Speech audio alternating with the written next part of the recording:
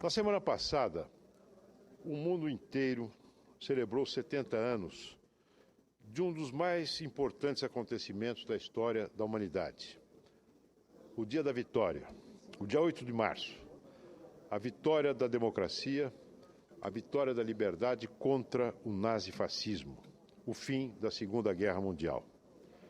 Em todo o planeta, milhares de pessoas comemoraram o fim de um conflito que envolveu o mundo todo, em que nações foram destruídas, atrocidades cometidas. Cometeu-se um dos crimes mais terríveis contra o ser humano, que foi o Holocausto contra o povo judeu. Mais de 80 milhões de seres humanos pereceram nesta guerra, dos quais mais de 20 milhões apenas entre os povos da antiga União Soviética.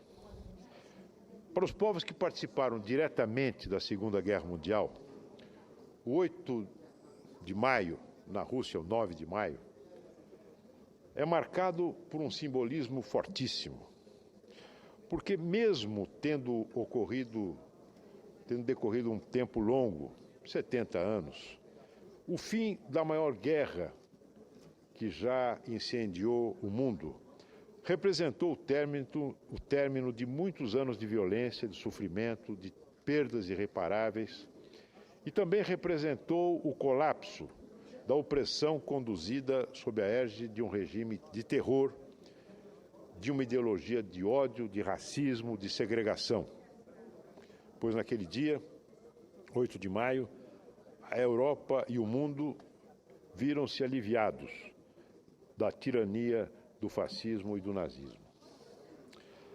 Essa data representa ainda o recomeço da reestruturação de um mundo devastado pela guerra, a esperança do triunfo da democracia sobre o autoritarismo, a instauração de um sistema de governança mundial que pudesse e que conseguiu muitas vezes prevenir conflitos, harmonizar a vida entre as nações. O fim da Segunda Guerra Mundial precipitou o processo da descolonização. O fim da Segunda Guerra Mundial modificou radicalmente o cenário da política do mundo, com a emergência de duas grandes potências, a Rússia, a União Soviética e os Estados Unidos, e deu início a uma fase dramática, difícil da vida da humanidade, que foi o equilíbrio do terror à Guerra Fria. Mas, ao mesmo tempo, depois da Segunda Guerra Mundial, se afirmaram com muita ênfase direitos dos trabalhadores, direitos democráticos. A Europa, a construção da Europa, da União Europeia, foi o resultado do trabalho de estadistas notáveis, como Charles de Gaulle e Konrad Adenauer, e que hoje é uma realidade presente no mundo, em crise, é verdade, mas que conseguiu afastar o fantasma da guerra neste antigo continente. Por isso, senhor presidente, senhora presidente, esta data é festejada em todo o mundo, desde 1945. Canadá, Austrália, Reino Unido, Rússia, nas ruas de Londres, de Paris, Washington, Bruxelas, Varsóvia, Kiev, homens e mulheres de diferentes origens e diferentes convicções políticas e religiosas relembram aquele episódio da primavera de 1945.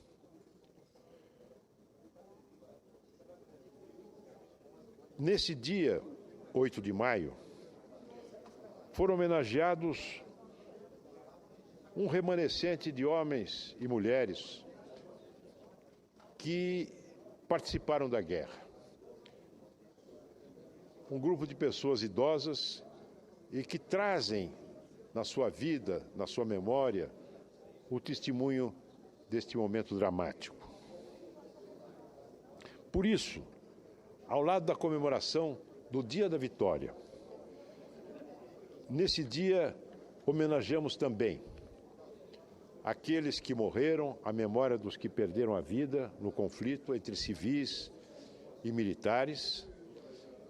E lembramos e celebramos também a presença entre nós e desejamos que ela se prolongue por muito tempo ainda, dos remanescentes, dos sobreviventes, daqueles que passaram por essa provação e estão aqui vivos entre nós, dando o seu testemunho.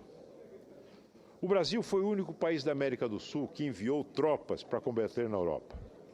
Infelizmente, no nosso país, o único país da América do Sul que enviou tropas para combater na Europa, as comemorações do Dia da Vitória restringiram-se aos quartéis e círculos militares. E há um evento na manhã do dia 8 de maio, no Monumento Nacional aos Mortos da Segunda Guerra, ou Monumento aos Pracinhas, no Rio de Janeiro. Foi uma cerimônia marcante, tocante, na qual os nossos veteranos, os nossos pracinhas foram homenageados.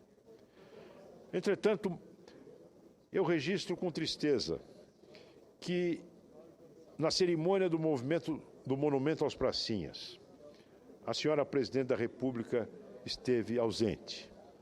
A presidente Dilma Rousseff não compareceu a esta homenagem aos que viveram, combateram e morreram durante a Segunda Guerra Mundial. Não compareceu à celebração do fim do maior conflito da história. Ela foi, certamente, a única chefe de Estado de um país que participou da guerra a se ausentar nas comemorações dos 70 anos do fim do conflito.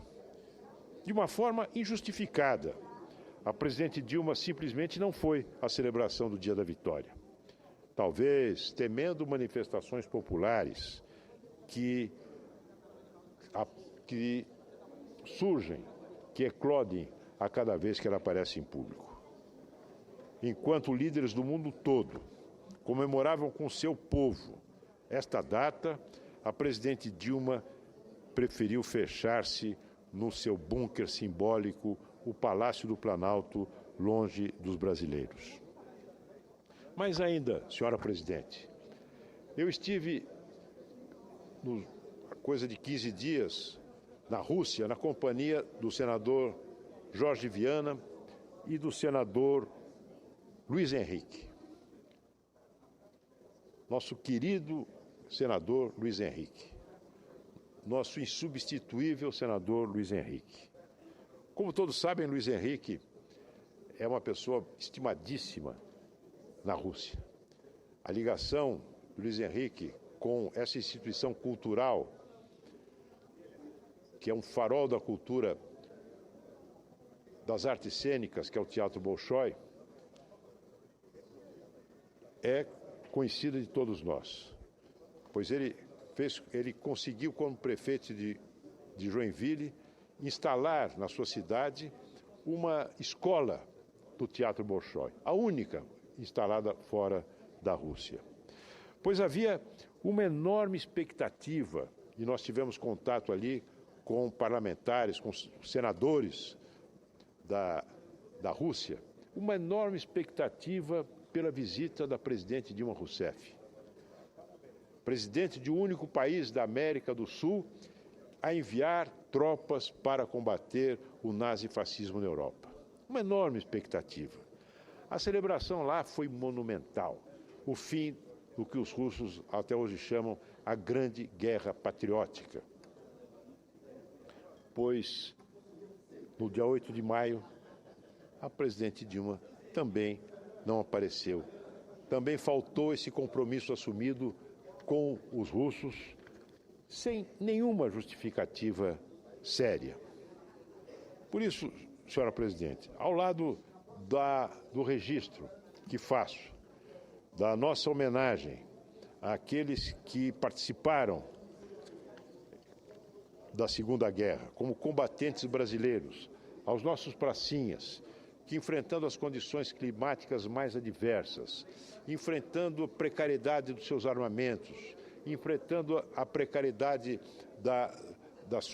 do seu preparo para enfrentar o frio com que combateram os nazistas no Monte Castelo, aqueles que deram testemunho da fé do Brasil, testemunho de sangue da fé do Brasil na democracia, ao lado de registrar a minha homenagem, eu registro também a minha tristeza pelo fato da presidente Dilma não ter participado como deveria dessa comemoração. Muito obrigado.